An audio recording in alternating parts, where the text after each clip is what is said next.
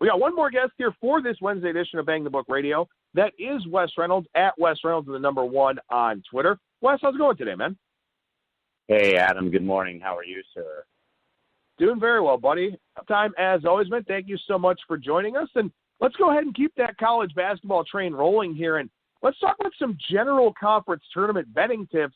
And in particular, I want to talk about the derivative side of things, first half, second halves, because we get a lot of interesting situations in conference tournaments where teams are playing back-to-back days, or maybe a team has already gotten a game under its belt at a neutral site, and a favorite and a higher seed, we had to wait around for the result of that first game. So I imagine there are some good first and second half betting opportunities here at this time of the year. Yeah, absolutely. I mean, I will typically, and I mean, obviously this isn't, mutually exclusive. I mean, you got to look at each game and each spot individually. But, typically I will like to play the team that played the night before in the first half against the team that was kind of sitting. I think more often than not, that's going to win some tickets for you and win some bets. One of the things you look at with some of these conference tournaments, and you kind of saw it a little bit last night. I'll give an example of some of the bad teams that may have gotten swept by better teams.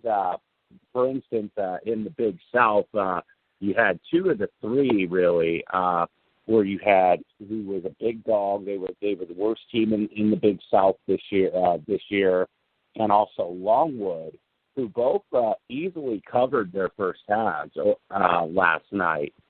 USC Upstate, I believe, was a 15-point underdog, and so they're around plus 8.5, maybe plus 9 in the first half, and they were tied with Charleston Southern before Charleston Southern pulled away and eventually ended up covering the game 71-52, weighing 15 points. You also saw with Longwood get 10.5, so they were plus 6 around in the first half, and it was 40-39. Longwood only down 1 in the first half. I mean, this is a totally different season now, and there are times, where some teams that beat a team at least fairly convincingly. I mean, it's a little different if the games were really competitive, but if they beat a team convincingly, and then they got to play them again, maybe the better team doesn't have quite its best effort early on in the game. So, that's where I think you get value a little bit on some of these first halves, and you're able to kind of to spot that stuff. Yeah, I think that strategy makes a lot of sense. And something else about the USC Upstate Charleston Southern game, and I did talk about that one in my Tuesday 3-pack video. Didn't make it an official play because I wasn't sure if everybody would have access to that game. But you'll also see a lot of situations here in conference tournaments where, whether it's a first game or whether it's, the second game for the underdog and the first game for the favorite, you will see a lot of those close first halves. And then in the second half, the better team wakes up and goes, well, all right, time to start playing. And then all of a sudden, that's when you get the blowout. So I think that's a good betting angle here as well, where it's not always going to happen and you don't want to blindly do it. But when you've got a big talent gap like USC Upstate and Charleston Southern, it was only a matter of time until the Buccaneers got going. You will see spots like that as these conference tournaments go along. Yeah, absolutely. And, I mean, obviously the thing about it, it's a whole new season, and especially with these conferences where you're getting one bid. I mean, it is a total one and done. It's not like one of the Big 5 or the Big 6 conferences where it's like, okay, if we lose, we're still probably going to get an at-large bid, or at least there's a chance for us, and we got to sweat it out a little bit. I mean, there's no sweat for some of these teams. It's like they're done, and then you got to wait to see if they're eligible, maybe for the College Insider or the CBI, because that's the tricky thing is you don't know who's going to accept the bid, and you don't know who's not. So, but teams like we mentioned, those teams aren't going to the postseason unless they win the conference tournament. So, more often than not in that first game, and especially in the first half and the second game, they're going to come out with a pretty strong effort. So do you look to do a lot of full game betting in conference tournaments, or are you mostly just attacking the derivative market for, the reasons that we've already talked about? Because there are also scheduling advantages in the sense that, some teams, and everyone uses the example of the Missouri Valley, where the winner on the late game of the first night has to play the number 1 seed at lunchtime the next day.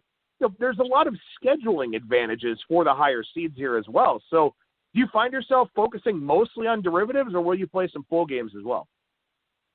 I'll do a little bit of both. I mean, but you look at obviously the time dynamic. You look at, some of these tournaments are, of course, played on campus sites, so the line will be obviously reflected, and you could say inflated if you want to, in terms of, a team playing on their home floor instead of playing on a neutral site where it's like things this week, like the Ohio Valley, they're playing in Evansville, or the Missouri Valley, they're playing in St. Louis. So they're not playing the campus side games like maybe or in the Patriot League, where the prices, you're not going to fool the odds makers at this point of the year on the prices. I mean, it's going to be reflected in the line, in terms of teams playing games on their home floor. Well, and one other thing I'm kind of wondering about here, and then we'll transition over to the golf side, is that, with some of these early conference tournaments that started, the A-Sun, the Big South, the Patriot, the Northeast goes off tonight, those are conferences that weren't traditionally lined, as we've talked about a lot here this season. The fact that they were in the regular season makes those games even more efficient. And that's something to where I'm kind of curious to see how that dynamic plays out in the betting market, to see, because we would probably get 4, 5, 6 point line moves in some of those games, in previous years, because those conferences weren't lined and, we didn't really have a concrete idea of what odds makers thought of them. I think we'll see a lot smaller movement this year.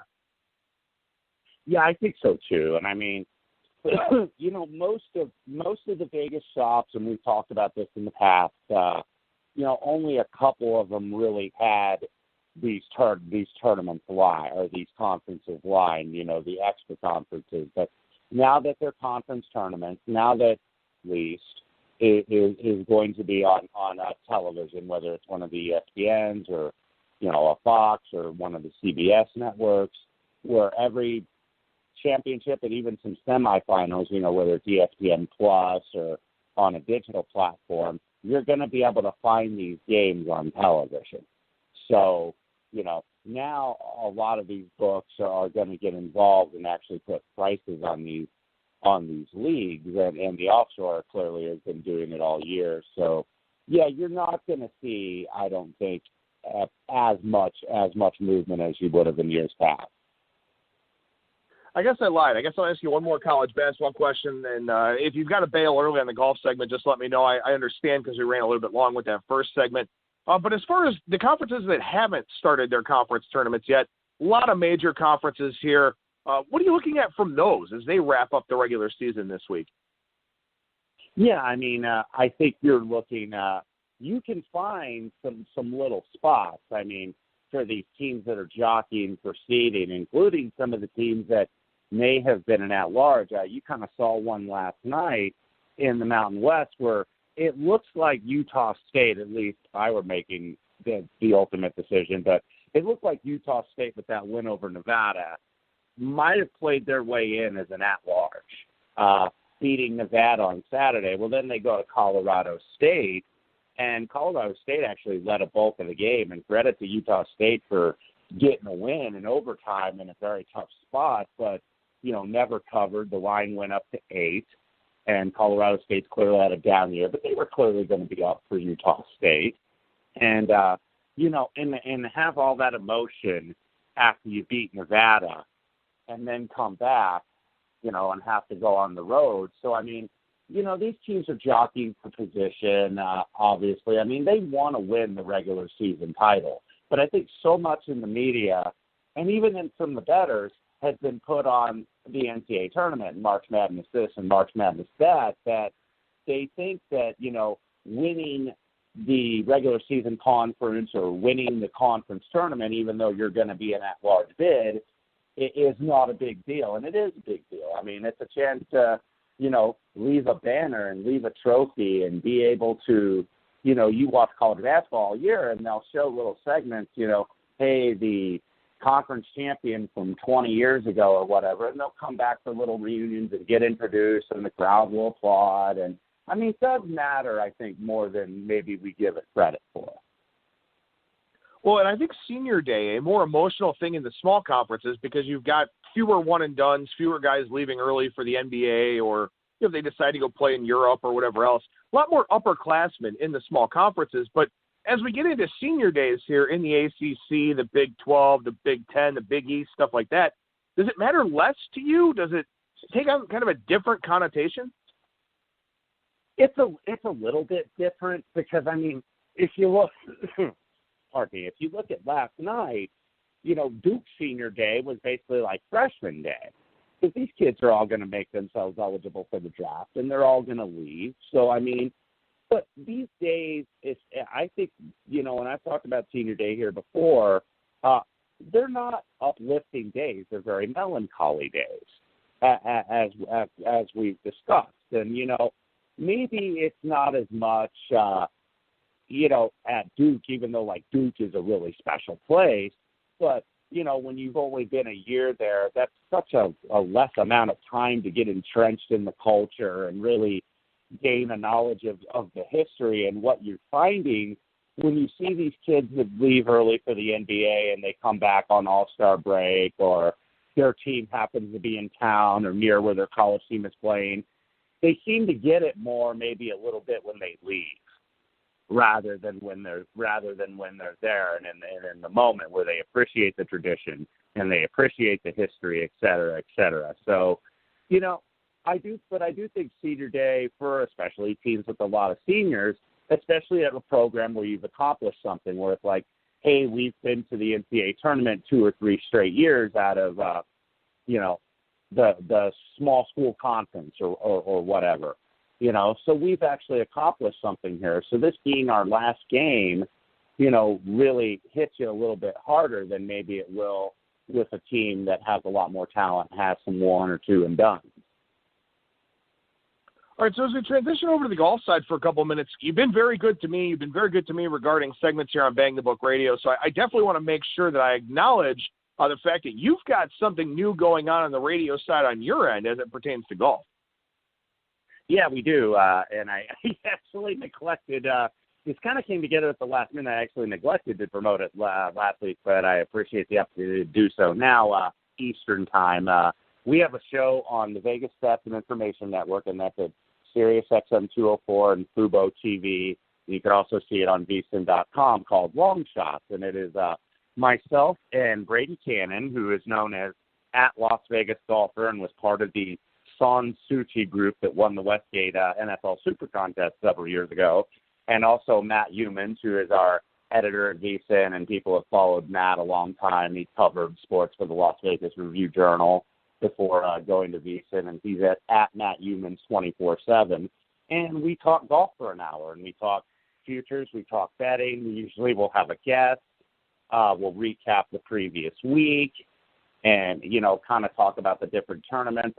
Predominant focus is on the PGA Tour. I do a little bit on the European Tour and actually do those write-ups for our Point Spread Weekly newsletter that comes out every Wednesday afternoon for the week. And so, you know, we'll talk about, you know, what's going on. We'll do a little Tiger tracker. We'll do a Masters tracker because that's going to be coming up within a month. You know, some guys that are in the field, some guys that are trying to get qualified into the field. And just do that, and it's a lot of fun. And, you know, we try to cram it all in an hour. We'd like to have more time, but the more people listen, the more chance we have to get more time. So, you know, we're really excited about it, and I think our first show went well, and hopefully it's going to get better from here. Definitely send my congratulations to you. Very happy to find a good platform for you there because you're somebody whose work I've respected for a very, very long time, and, you know, it's very easy for me to make the decision to get you on the show here. So, definitely appreciate all the contributions you've had for us, and I'm sure you'll do great things, continue to do great things there for VSiN as well. You mentioned the Tiger tracker. Well, Tiger withdrew from the Arnold Palmer Invitational here this week. Rory, your favorite, about 6-1. Brooks Koepka getting a little bit of love this week. Him and Justin Rose in the 1050 range. Fowler 12, Dave 14, DeChambeau 15. Big gap after that down to Hideki Matsuyama and Mark Leishman. at 28-1, just pulling these odds from 5 Dimes. So what are we looking at here from a Bay Hill standpoint? How do you sort of handicap this course? What kind of players are you looking at? Yeah, and I mean, with 13 of the top 20, in fact, they're now 12 now that Tiger has withdrawn, but still a very strong field considering this is now the week before the Players' Championship. It's kind of the 5th major. So, I mean, you could make a case for all the guys you've mentioned. I mean, Justin Rose has 4 top 5s here since 2011. Bryson DeChambeau second last year to Rory McIlroy, who was the winner of the event. Jason Day, a former winner. Mark Leishman, a former winner. Ricky Fowler obviously has won this year and finished second last week. Brooks Koepka tied for second last week. So you could make an argument for a lot of these in terms of trying to narrow it down. You're looking for guys that have had good history in Florida. A lot of these guys live in Florida. So, it's not the easiest course. I mean, especially if the wind blows, there's a lot of bunkers, water's in play on 9 of the 18 holes. The par 3s are actually kind of long, but the par 5s are all scoreable.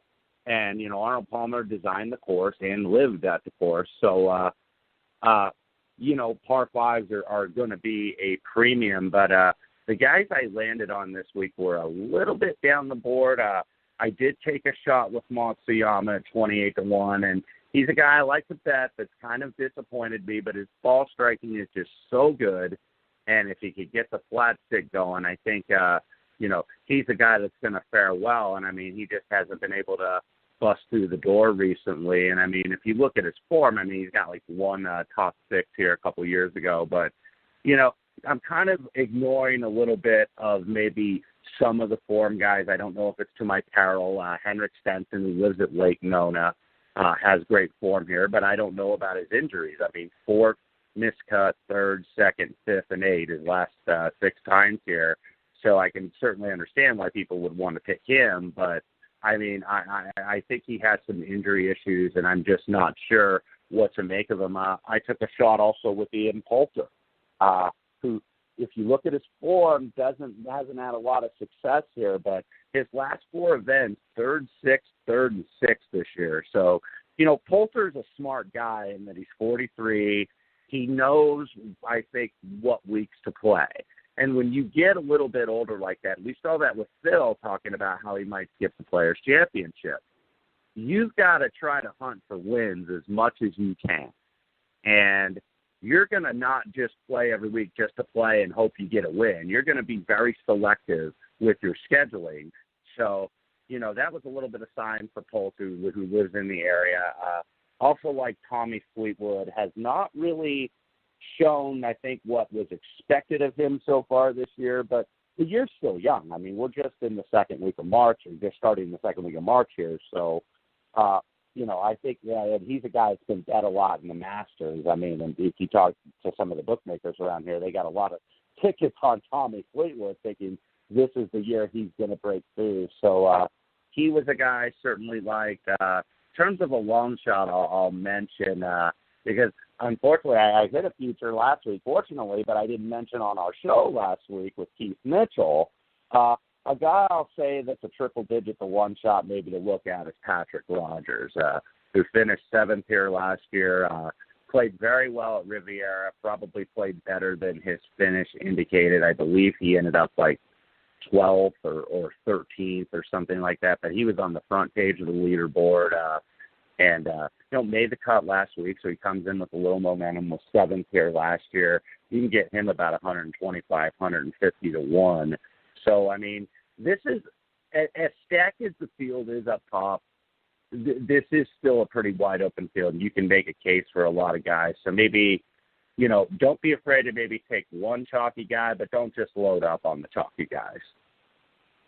Fleetwood was one of my favorite plays here this week. He was 10th in 2017, and he opened with a 78. Last year, second round 76, finished just outside the top 25. So if he avoids that one really bad round, he should have himself in contention there. I'll throw out one other triple-digit guy, Charlie Hoffman. He was 14th last year, but he finished with a 74, kind of pushed him down the board.